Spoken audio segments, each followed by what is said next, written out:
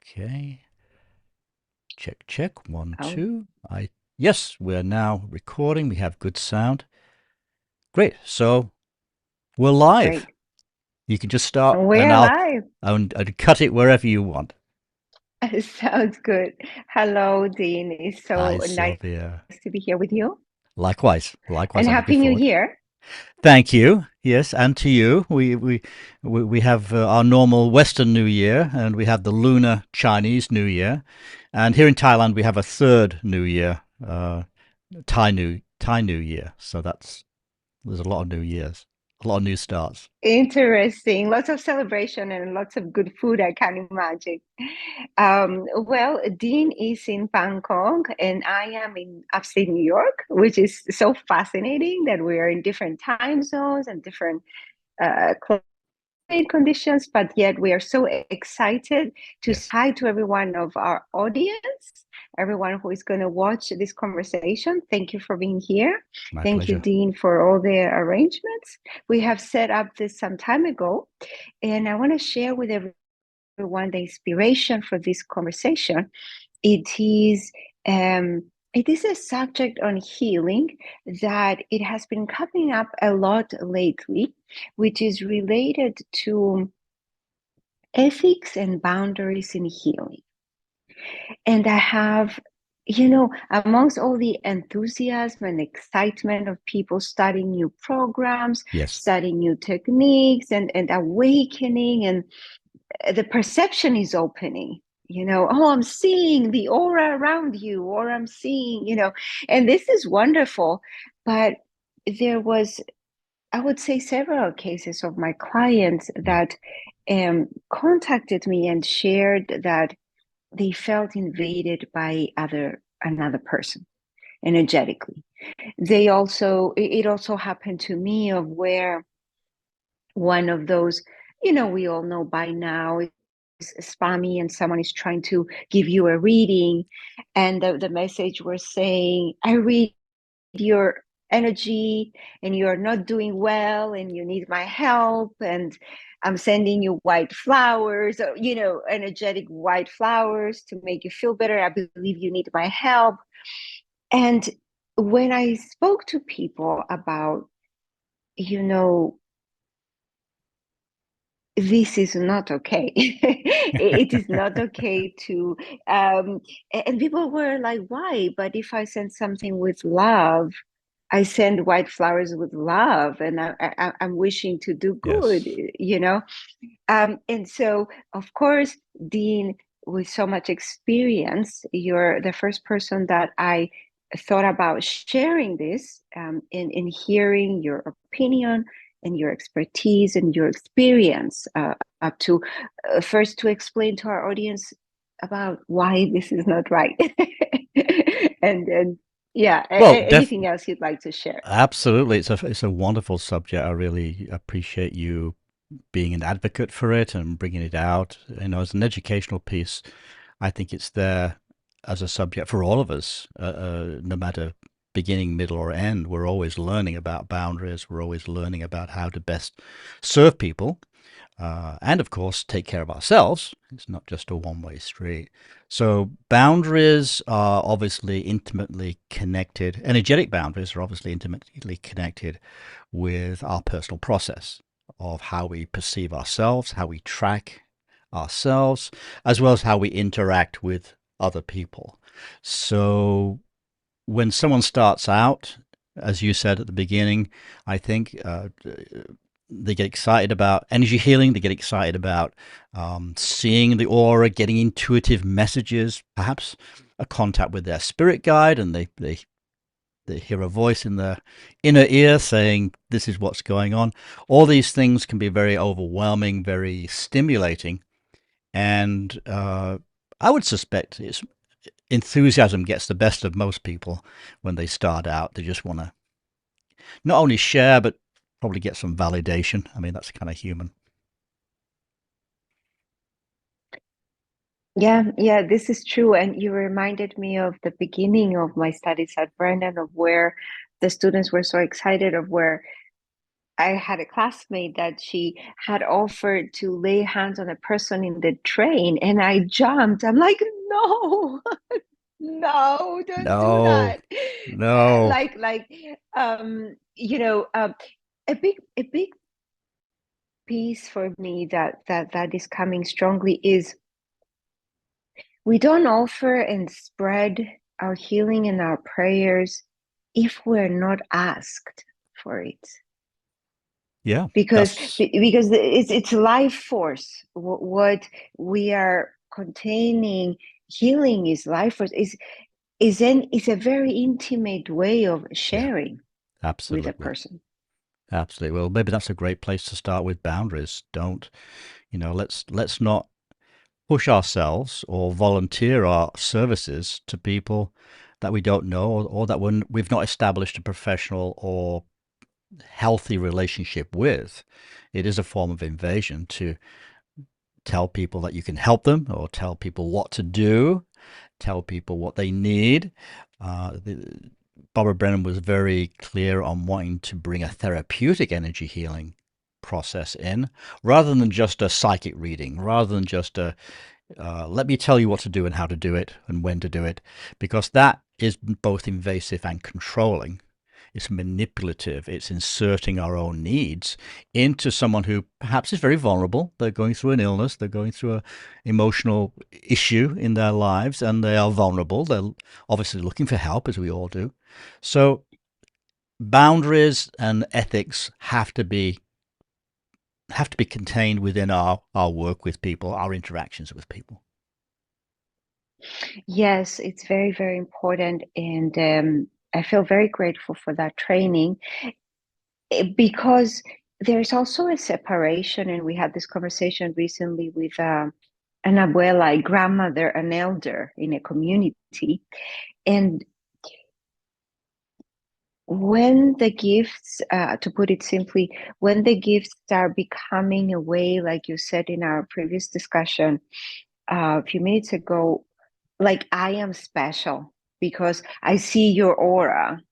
And we all go a little bit of this at the beginning because, oh wow, I'm seeing the aura. It's fascinating, It's you know. natural to be excited. It's natural to want to share that and also try it out, see how it works. That's very natural uh, at the beginning. Exactly. At the And beginning, at the but beginning. once you hit the middle and you gain some experience, then hopefully you're over that, at least So on a good I'm day. sure you know on a good day. I'm sure you know that classic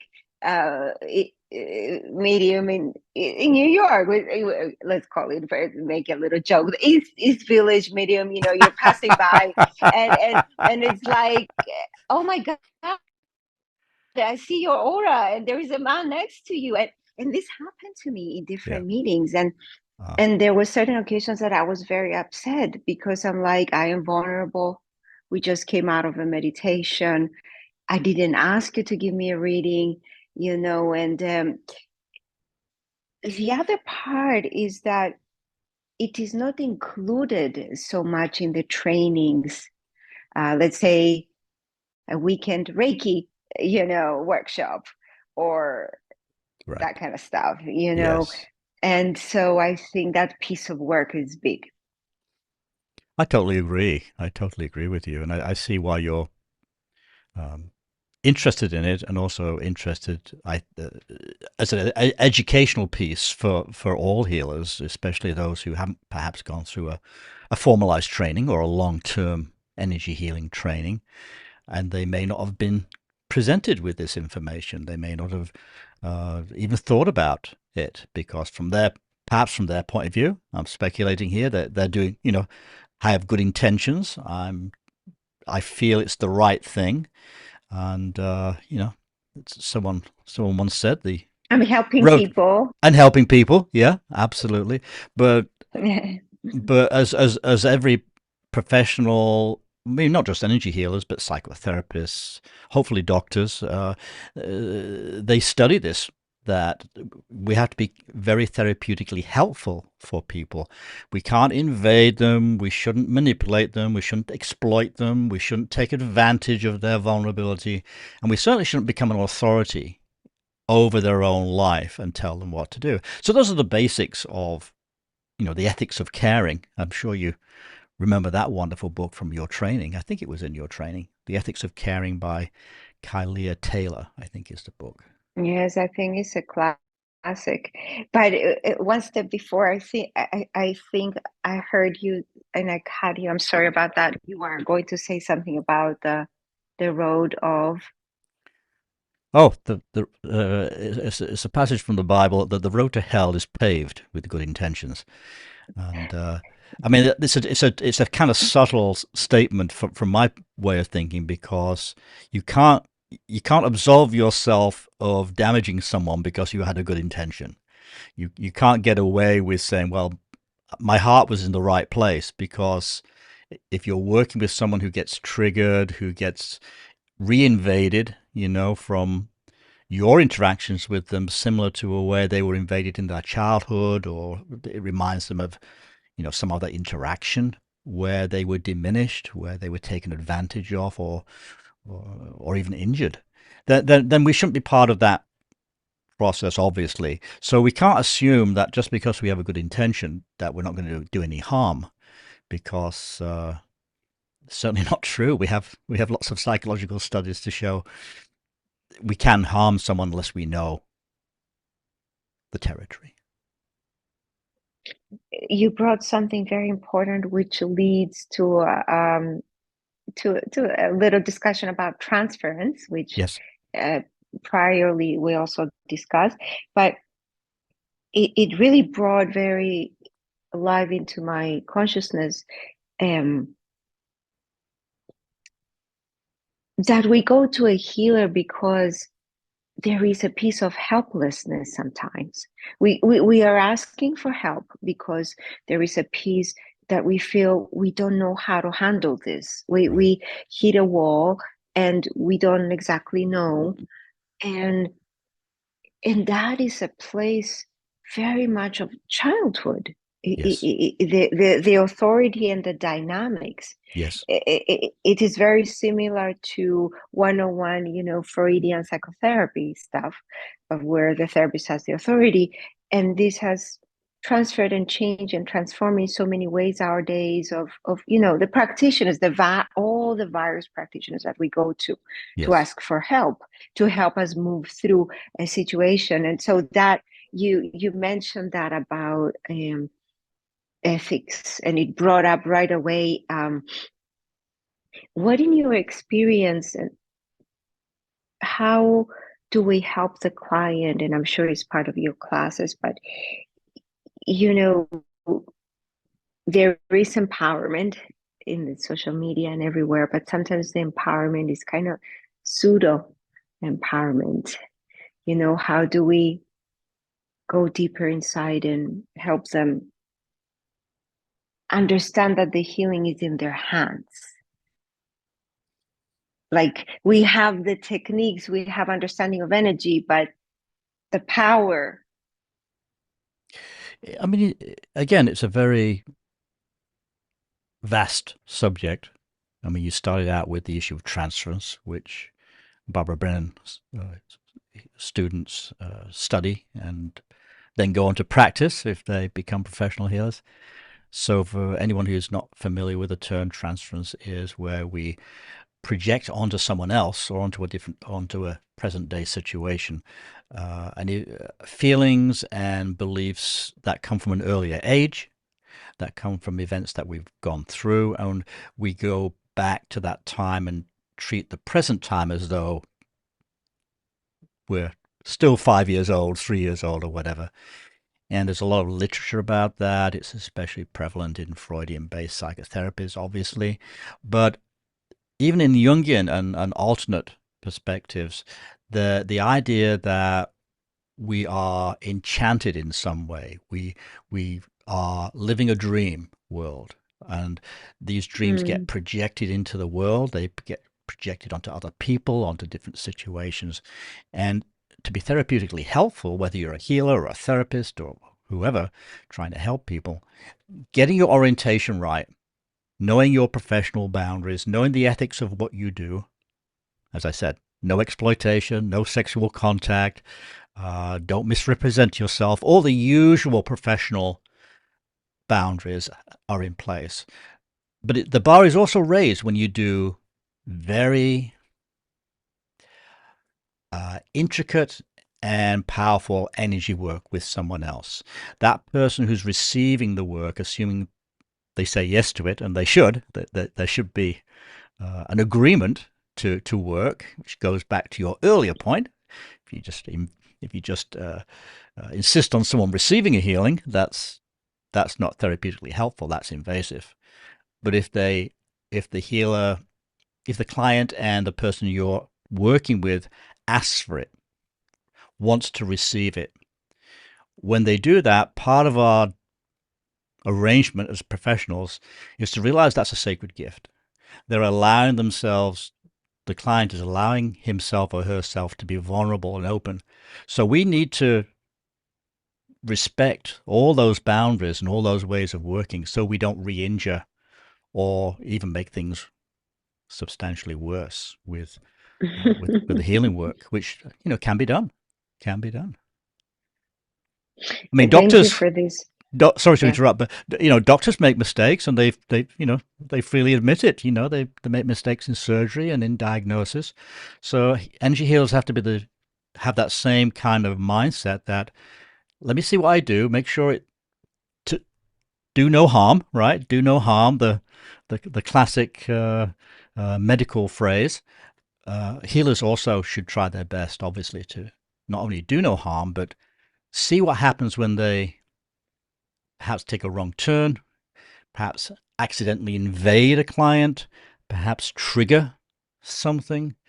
There needs to be a way to work with the client to bring them back out of transference, out of the past, and get them onto a healing path with the maximum support. Mm-hmm, mm-hmm. Yes, and in this discussion, you reminded me how much of a big piece is education. Yes. Education in their relationship with the client when the person comes to us, the notion they come, the everybody's different, every culture and every location, and it is, I would say, a lot about culture because how the healers were perceived in one's culture. Yes. It is very important. And you're very right. I see this also with medical doctors. And it has been years ago that I had a moment that I was sitting on a doctor's, table. And all of a sudden, I think I was in Brennan School at the time. Mm. All of a sudden, I had the insight of how infantilizing is the system, the medical system. I had a moment of like, wait a second. Yes, they can diagnose, but I know what is right for my body. I feel deep what my organs are telling me or my heart is telling Totally. me. Totally. And so that authority piece is so important.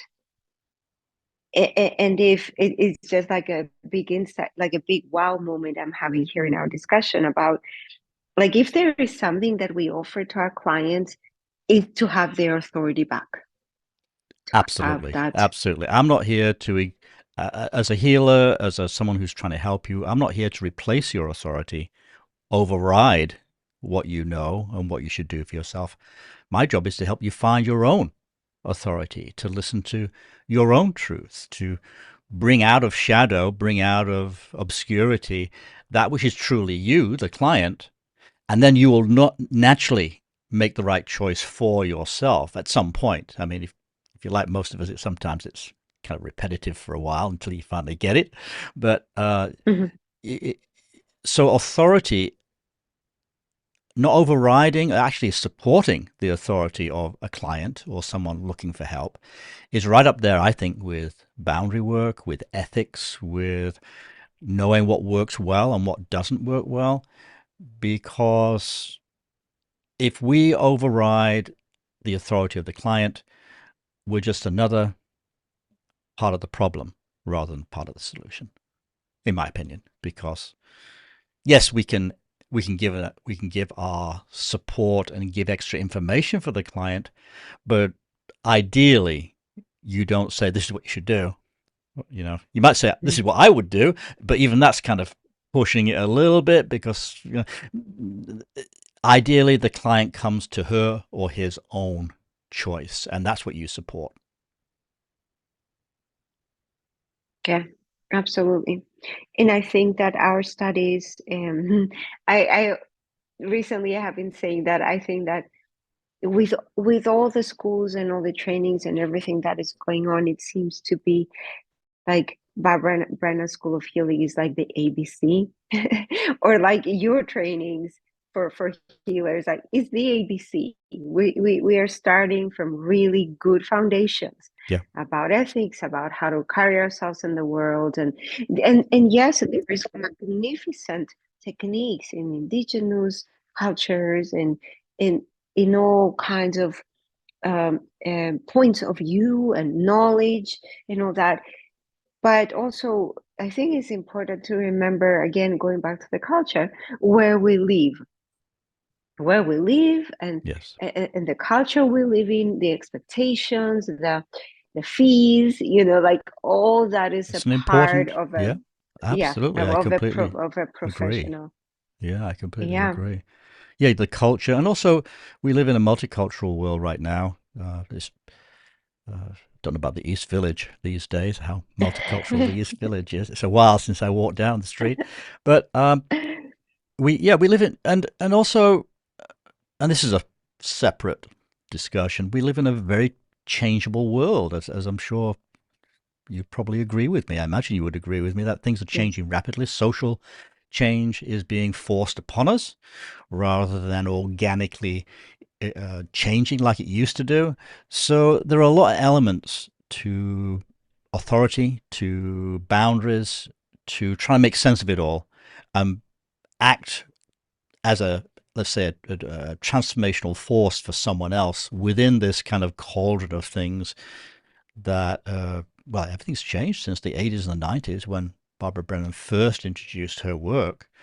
I think it's still valid. It's still definitely very valid, but it also can be expanded and built upon. It doesn't have to stay, you know, uh, a 4 year training program. It can actually expand and reach other areas. Yes, yes, I agree. I see all the fast and rapid progress to what other techniques and new inspirations Yes. and intuitive um, outputs or sharing from people from the light. Let's maybe call it this way. Well, Um, we hope it's from the light, Sylvia. I we mean, hope. we always have to consider the source of the material and its agenda. I mean, that's what adults do, right? You don't just believe someone. You do your research and you look for obvious agendas and you look for hidden agendas and that's how an adult makes a decision to get help or to find a training program or to kind of move forward into therapeutic healing is to have that curiosity and that openness and not again not just give over your authority to someone, teacher, doctor, healer, but engage with that person to find your truth. This is very valuable, Dean. Yes, and I really like the piece because it it would be it would very naive to to believe that everything that is or feel that everything that oh yeah, no, this is the light and everybody's sharing from the light, even if they say so, Well, they can say so, but it's simply not true. I mean, Yeah. it's well known. I mean, one of my areas of speciality, obviously, the astral world, the spiritual world, the world of the cunning man, the cunning woman, the magus, the all that area of, let's say, esoteric knowledge. Within that, there are wonderful tutor, teaching spirits. There are wonderful voices to help our progress as humanity. But there's also a lot of bad actors in there. There's liars. There's people, there's spirits using Trickster, yeah. trickster, extreme trickster. And downright malevolence sometimes. Also, if you do work with the darker side of the spirit world, you see there's a lot of blood magic, there's a lot of revenge magic, there's a lot of unprocessed emotional material that can also come through the healer if he or she is not looking for it, prepared for it, doesn't have support to see it when it happens. And we're all vulnerable to that. I'm vulnerable to Yes. it. Everyone, even Barbara Brennan went through, parts of her training where she felt very invaded by darker, malevolent energies trying to subvert what she brought into the world. Yes, because when we're on the path, and again, going back to the beginning of our discussion, we're excited, like the little prince on the moon, or, Oh yeah, yeah, imagine the cartoon. We're like excited. yeah, And then you go on the way and you're like, wow, because the astral, it is a magical place, the astral and beyond, and depending of how what the person is exploring and is studying. yes, yes, There is so much out there and so many worlds and the magic of it and all of it. So yeah. yeah, I think you're touching upon amazing things. But one step before, or right Hmm. before, you touch a little bit on the archetypes, and I was like, I would like to mention that because it's a vast and beautiful subject. It is a vast and beautiful, the archetypes, the power. One person, if I may share, Yes. um, and I don't follow gurus or anything like that, but I was impressed by her work, her recent work, Caroline Myss, that she talks about the power of the archetypes. Hmm. And honestly, I tell my friends and my clients, hear the YouTube videos because there are amazing diamonds of the description of the archetypes. She puts it so well. And also that when we know what that is, we don't need to fully identify. When we see the little trickster Mercury coming in, we'd be like, oh, no, I don't want to identify with that. I see that. I see the Yeah, characteristic. I but see the tendency. sometimes Mercury will be Yeah, there whether you like it or not. you don't The know. hour of Exactly. Mercury, the Mercury, the planetary magic is very powerful. You know that. Yes, absolutely. There are some amazing books on that, but I think that would be down the road of our Yeah. conversations. And one more thing I want to say, even though it's a taboo subject, Mm. but you brought it up, I will mention it because I can't surpass it. Blood magic is a tradition for women in indigenous cultures. It is a way of healing, and it goes even back to I forgot the name of the woman who wrote the Red Tent, the book. I think Anita Diamond, something Mm. like that is her name. I'm sorry if I am not remembering correct, but the offerings, there are many cultures that are, I mean, that's the least thing I expect to talk about today, but since you mentioned So it, we're veering from boundaries and ethics into women's magic, do women's magic, yeah, just which, just a little piece of that. yeah, So yeah, why not? then and Why not, I'll let Sylvia? you. Why not? But what I'm trying to say is that in all everything we do, the intention matters. Everything we do no harm. Everything we do is if there is an offering for peace, because the indigenous cultures in Yeah, native South and North America, they support that this is an offering of for peace, for the land, for the earth, is in nutrients for the land, for the earth. The same way that going deeper into women's magic, the placenta after birth and all that stuff, it is an offering of peace. But again, it depends how one, the knowledge, the understanding, and the ethics, going back to the ethics. What we right. do with power, what we do with What do we do with power? Yeah, life force. yeah.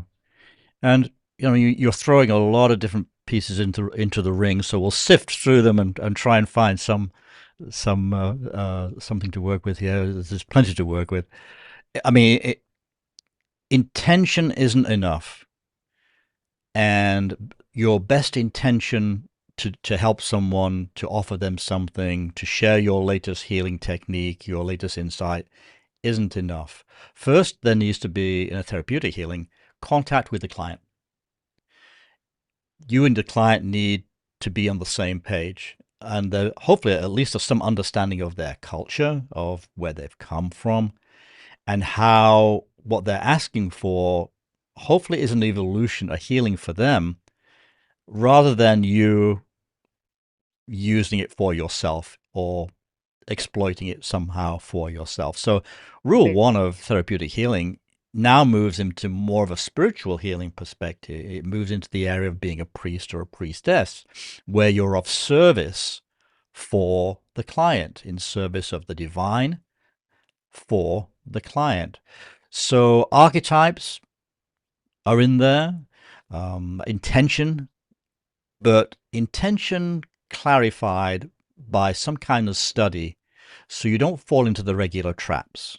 And we just talked about some of the regular traps, the one of giving up your authority to someone else. That's that's a big trap.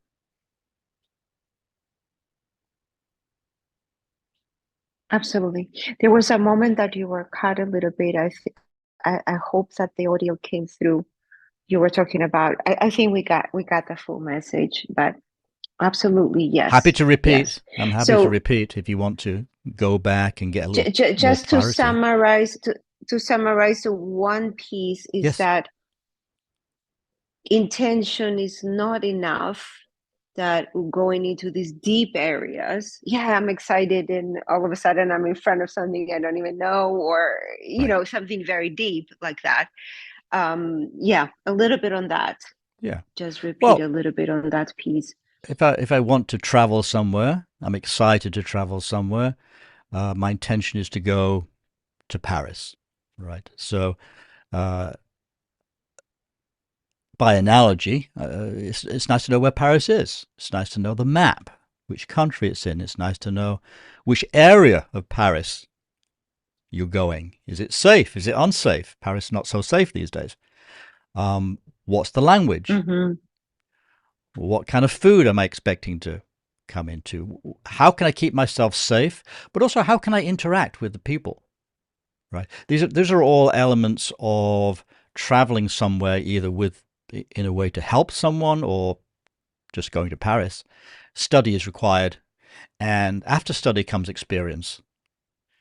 Once you've been to Paris two or three Mm. times, you're no longer overly excited. You know your way around. You know where the metro is. You know which area to avoid. You know what you love to see. So The astral Paris.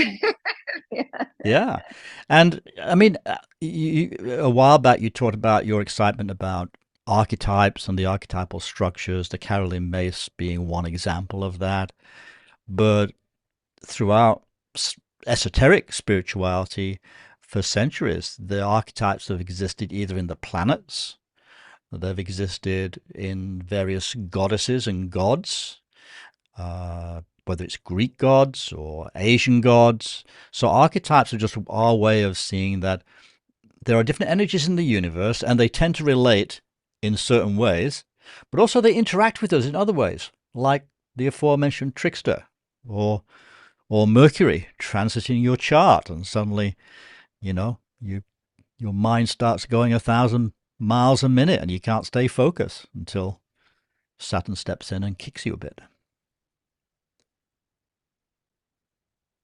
Very true. Very, very true. It is the interaction. It is Interaction, the interaction of the yeah, the the teachers and the energies. Yeah, it's a fascinating subject. and that's right in there with boundaries. It's right in there with transference.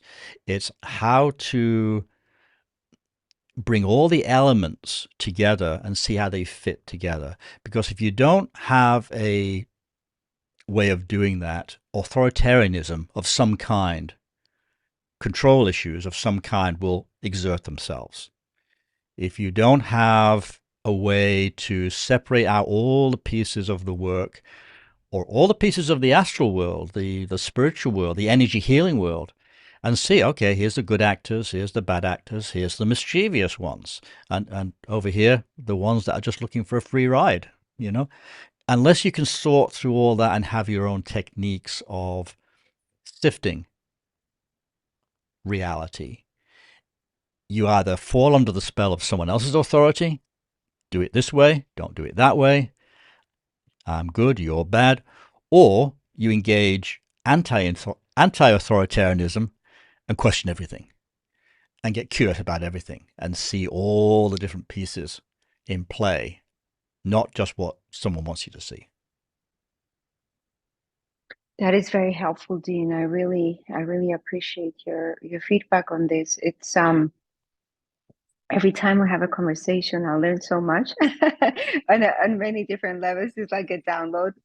And I had this a funny glimpse of a thought. It was like an image. I said we should create a school of magic. Wow, what a great idea! Because I think it's needed, and I think we can. But that's another discussion Well, that we can it's on the we way. It's on the it's way. it's Uh, on the way. there are already wonderful schools of magic out there in the world. The internet and Zoom and the impact of the pandemic has pushed people into doing long distance training programs now, probably more, I think, than in person training programs. So there, Absolutely. there's this astrological magic, astrology. There's uh, energy healing is a little tricky because ideally you want to be in the same room as your teacher. Yes, Ideally, yeah, because a lot gets transmitted uh, interrelationally. But you can still do a lot over Zoom. You can still do a lot. I think actually the trigger is the key piece is being in a community of some kind of like-minded people, and you all go together and you learn from each other, and that can be done with a school of magic. I absolutely. And yeah, go ahead. No, I just want to throw one last piece in because if someone doesn't want to wait for the school of energy healing and magic to manifest itself, you can pick and choose from different programs. You can study with a magical practitioner, and then if you have energy healing credentials or training already, find a way to integrate it in, because that is part of the cutting edge of energy healing. Yes, we have the therapeutic piece. Yes, we have the psychology piece. Yes, we have skills passed down over decades at this point that work really well. But then when you throw in magic, when you throw in esoteric wisdom, when you throw in cunning man, cunning woman material, that's just a term from Europe. The cunning man, the cunning woman she was cunning because she knew a lot. She was the wise woman who gave you the herbs, or he was the wise man who set your broken bone before doctors took over that, which was a good move, by the way, doctors. So you you you want to have an integration, but also keep refining it. In my way of thinking, that yes, let's upgrade therapeutic energy healing and add in magic. How do we do that? It has to be done therapeutically. I don't want to get into a place where, I mean, an astrologer will read a chart and say, this is where you're going, North Node, Chiron, this, that. But as a therapeutic healer, I don't want to have that degree of granularity because, again, support the client coming to her own focus, her own power, her own authority, while taking into account all the factors that are impacting him or her. And Yes, and we return. Thank you about for that. And as we're returning to the piece of education, educating, it educating, is like the yeah, it is like the magical symbol of the tarot, the hermit, not in the sense of the hermit, but the sense of the wise person. Of okay, we're holding the lamp. We both see what we see, and by seeing, by opening the eyes, by awareness, Yes, raising awareness, like exactly what we're doing now, and it's a living process. And totally. there is one last thing I want to share with you before we close, and you can share your last thoughts. Um, we have not one, but a group of people from Cyprus that read your material. And they're already like, Dean, come to Cyprus, let's go do a workshop. Sylvia, come to Cyprus, let's do a workshop. And I was like, oh, and that happened today. And that they also noticed that you were talking about daskalos.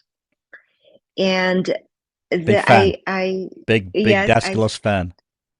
big Daskalos fan, and I did share that maybe in the future we can have a discussion about Daskalos, like a Would love discussion to. like this Would with love talk to. about Daskalos. Would love to. Wonderful. And don't tempt me to come to Cyprus and teach because it may happen. I love Cyprus and I love Well, teaching. So just yeah, that's throw a business class ticket my way, and you just never know what might happen. I think that there is magic is alive. We didn't have a discussion, but it's happening. We didn't have a prior discussion, but you see the bricks are coming together. As of now, I'm going to Cyprus at least once a year in November, and I do some Lovely, healing work there. And lovely. so we have a little wonderful group there that is reading your material and is like, wow. So I'm very excited.